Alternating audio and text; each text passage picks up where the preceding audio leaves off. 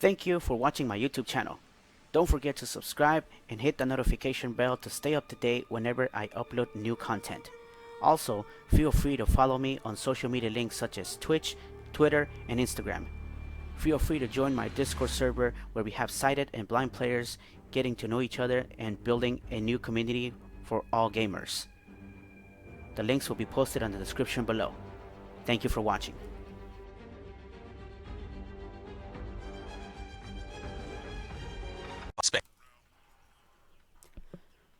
What is up, YouTube? Rattle here, coming at you guys with sort of a different video. It's reflecting, over the years being in the FGC, and of course, moving to a new year. 2020 is coming up, so for those who are watching this video, I want to wish you a happy new year and hope everything that you wish for will come true. And of course, if any goals that you set yourselves, continue to work on them and everything. I'm sure you'll be able to get them through with with work. Nothing gets handed to us. We have to work for that stuff. Um, so happy New Year's to everybody. The YouTube channel. I appreciate you guys always tuning in and everything. So I just want to kind of talk about my experience in the fighting game community, and kind of just give you guys a background as to why I'm in so like invested in Mortal Kombat.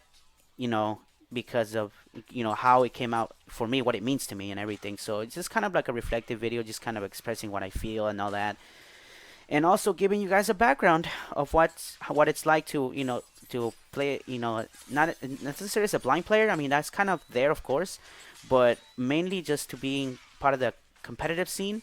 Not necessarily being a competitor, but just people getting to know who I am and stuff because I put the effort to really get good at these games.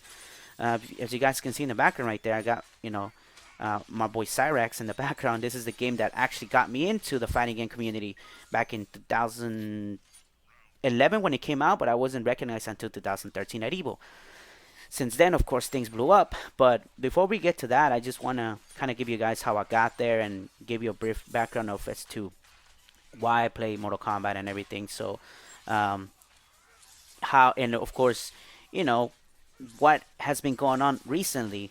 Especially these past few months. I think that it's been uh, a huge growth in the community as far as like for my in my end.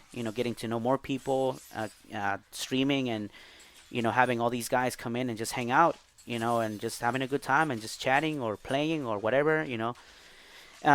So yeah, and if you guys can see in the background, like I said, it's got my boy Cyrax in there, doing some stuff, doing some shenanigans on this really laggy netcode, and I still pull that combo off. Yo, that was crazy. We pulled that off, and all these people are now complaining about MK11's netcode. But anyway, um, excuse me. So I wanted to give you guys kind of like a background. Again, this is just raw, me just kind of putting my feelings out there, what it's like to be being known as a competitor in the fighting game community, and just kind of getting the recognition that I always wanted to kind of get in the FGC.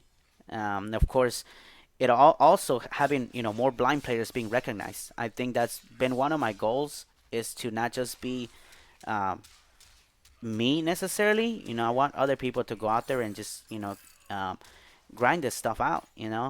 And to get more recognition, and accessibility. But that's a whole nother topic. So anyway, now here we are playing MKX. These are good times. And so the reason I got into Mortal Kombat was back in the 90s. Like any other Mortal Kombat fan would tell you, it came out in the arcades. You can kind of see all the different characters, and like falling in, like just falling in love basically with the franchise. Straight up with what it's like to look at these characters. Their backstories and all that good stuff with John Tobias back in the day, good storyteller, and the fact that they were able to tell a story mode with so many limited resources. I mean, they put a lot of effort into this stuff. So, back in the 90s, of course, I used to go to the arcades. I wasn't born here in the US, so I didn't have the arcade experience that everyone else might have here in the US. I actually was just able to go to these arcades, watch other people play because I didn't have money, and if I did, I'll just play maybe a couple of games here and there. But I said, other than that, I was just not into the really into the game, like playing it, but I used to just go watch other people play, and I'm like, man, this game is amazing. And then of course, later on I got a chance to play once MK2 came out because I had, some coins lying here and there and be able to go play. And I remember when that game came out, the colors were so bright, but at the same time they were more like, it was a darker game. And I remember it was like more characters and everything. I remember this guy who had like this crazy teeth and had like Wolverine things that come out of his hands. Baraka, of course. So it's just so cool. And then over the years, of course, I was, during that time I was diagnosed with glaucoma, and over the years I started losing my vision. Gradually. It wasn't like an overnight thing. Overnight, it was just kind of like I was doing good one day, and then over the months, things would kind of, get blurry and blurrier. But it wasn't, like I said, it wasn't sudden. It was gradual, and of course I had surgeries, treatments and all that, but it didn't do any good. And I just kept loving the series though. And eventually I moved into the U.S. and I remember we getting Nintendo 64 on when me and my brother. And the first game we had actually was MK Mythology Sub Zero. Now I know a lot of people hate that game, but I actually loved it because it was one of the actual Mortal Kombat games that I owned. So I kind of look at it that way. I mean, yeah, sure, gameplay sucks. Some people think it's difficult or whatever, but we used to play that with my brother, passed all the levels and everything, and it was just a lot of fun. And then of course we bought Mortal Kombat Trilogy, and that's the very very first fighting game I owned. And I remember just trying to figure out like how do I play these games? How do I do that? And I just started realizing that the sounds, the characters had general sounds, and learning the certain moves because my brother would tell me what how to do the moves and stuff. Especially back then we just push buttons, and figure out the moves like that instead of just there was no internet. So eventually I just kept playing, and I remember like beating the computer and everything. So every new MK game that came out, I always focused on playing against the arcade ladder and everything, and I'm thinking, man, I'm getting good at this stuff. So, and of course I started pulling off combos, understanding kind of like, I guess that was the mechanics back in the day, but I never realized that's what it was. um but you know and it turns out that, yeah, I was kind of learning some of the basics, but I didn't know the terminology. And so eventually, the PlayStation 2 era came, and we got what's the word? I got distracted because in the background there was a good set with one of the guys that I play. So I basically just kept playing. I remember during Christmas we got our PS2. Actually, we skipped PS1 because we had a Nintendo 64, and I got a PS2, and we got a Mortal Kombat Deadly Alliance. So I always played against the computer. I learned that that game had chain combos with the three uh, fighting styles, which is kind of like how MK11 it is right now, and MKX and MK11. Everybody had three variations, but except back then it was all chained up. So I learned all of that stuff. So I basically grew up in the 3D era, so I do have something like special for me during the 3D era. And of course I kept playing, like mashing less and less at the time, learning like the move sets and everything. And it just I remember MK Armageddon came out, and kind of sort of being disappointed because of how the game felt. It felt like just kind of everything mashed together, and it felt rushed. So, but it was still I still play the hell out of that game. By myself mostly. Not again against the arcade and everything. Usually nobody else played fighting games with me. So and of course I was going to school. Not even everybody in school knew that I played fighting games. I always kind of kept that to myself. And then of course, uh, then MK versus DC came out, and I got a PS3. And that was literally the reason why I got a PS3 was because of MK versus DC. A lot of people hated that game, and I can kind of see why, and I kind of bugged me as well because I felt like Midway had to kind of bend over to WB by toning everything down, but of course WB with their characters and all that. So, and of course that game was so broken, and I didn't realize that. Again, this is before pre fighting game community stuff. I didn't even know that was a thing.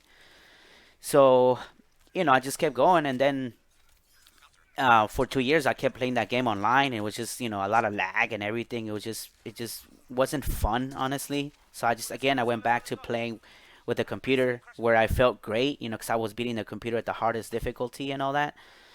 And over the years, it just I kept doing that. So like I said, at that point, I could barely see anything at all. Like I had no vision, enough to look at the screen. Even if I got close to the screen, it wasn't enough to actually fully function.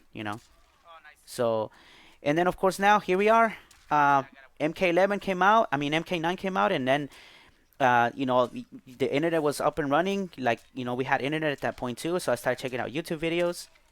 You know, so it was crazy. You know, and we started kind of just getting to know more about the fighting game community. I remember getting contacted by a game game show, and basically basically just kind of getting the the exposure, I guess, and since then I got sponsored thanks to the On Blast show. Shout outs to James MK, um, for putting me out there in the scene, and here we are. And ever since then I kept it up. I dropped out, and Justice I feel like I didn't do much. MKX I didn't do much either. Like when it was the main thing, and then then of course, Injustice 2, I feel the same thing. I didn't do much, but MK11, here we are. This is it, guys. So it all came down to that point. It was a lot of fun. I had good times with everyone, and so I do appreciate you guys, hanging out and everything, and being part of the streaming and everything. Um, you know, these past months since I went to Combo Breaker, it's been very supportive. I got NRS hosting my channel, Mr. Aquaman, Ketchup and Mustard, all of those guys, so it feels great to be here, and I appreciate you guys being part of this, and hopefully we'll keep it going. We'll come 2020, we keep it going, continue playing, and looking forward to like the DLC characters. I might not agree with them, but hey, something new to play. So hope you guys enjoyed this video. Like I said, it's kind of like, again, I was just kind of sharing what it's like, to play these games, and just being appreciative of being part of the FGC, and everybody who has got a chance to play, whether blind or sighted. Thank you guys so much for for hanging out and being part of the stream. So I do appreciate everything that we kind of grown with the community, especially with Discord. Having Discord, uh, you know, that's helped to build our community. So so shout outs to you guys, man. Hope you guys enjoyed this video. Like I mentioned before, be sure to subscribe, hit that notification bell to stay up to date. You know, um, and we'll stay in touch. And happy 2020 to everyone, to my YouTube subscribers and my Twitch followers, Twitter followers, everyone that I've gotten to know because of this game. Well, because of the franchise, honestly, and of course, shout outs to NetherRealm Studios, for putting out these games. There's some stuff along the works that I can't really talk about, but um, you know, rest assured that I'm in contact with these guys. NetherRealm Studios, the guys that I got to talk to, awesome dudes. So, and of course with Derek, shout outs to Derek Herzig who hooked me up with my Mortal Kombat shirt. I wear that shirt as much as I can. So, all right, guys, I'm gonna go ahead and end up the video here today. Thank you guys so much for tuning in, and we'll catch you guys on our next video in 2020.